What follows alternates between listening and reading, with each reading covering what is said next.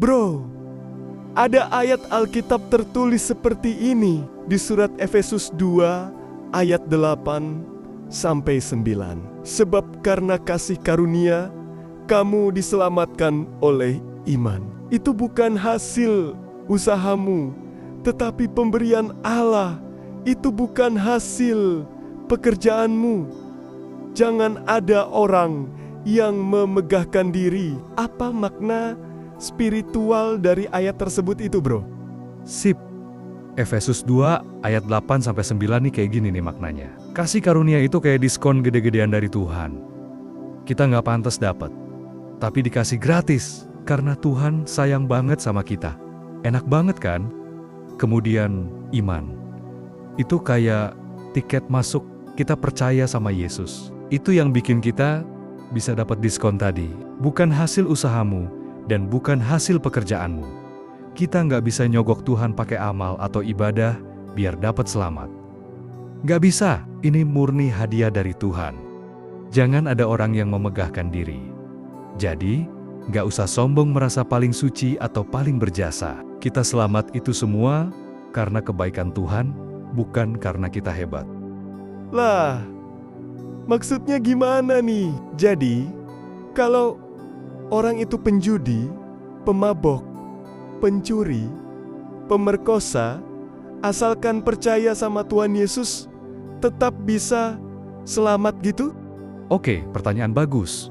Ini sering jadi perdebatan. Jadi gini, percaya Yesus itu syarat mutlak buat selamat, tapi bukan berarti bisa seenaknya sendiri abis itu. Harus ada yang namanya buah pertobatan.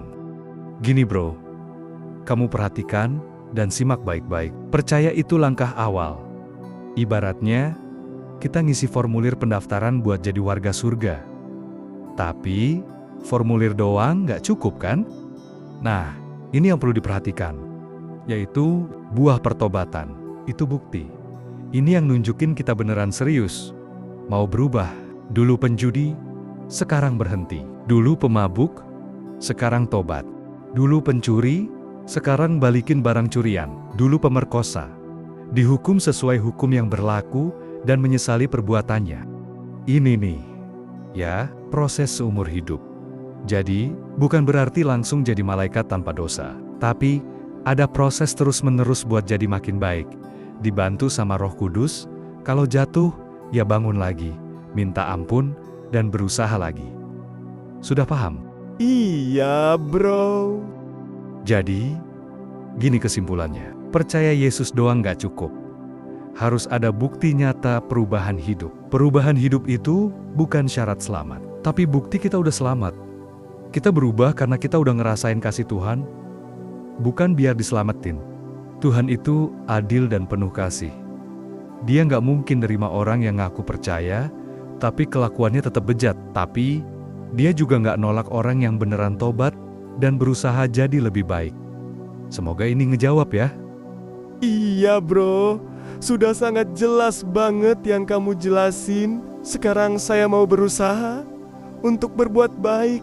Dan kalau saya jatuh lagi ke dalam dosa, saya berusaha untuk bangkit dan keluar dari dosa. Nah, gitu dong. Tetap semangat ya.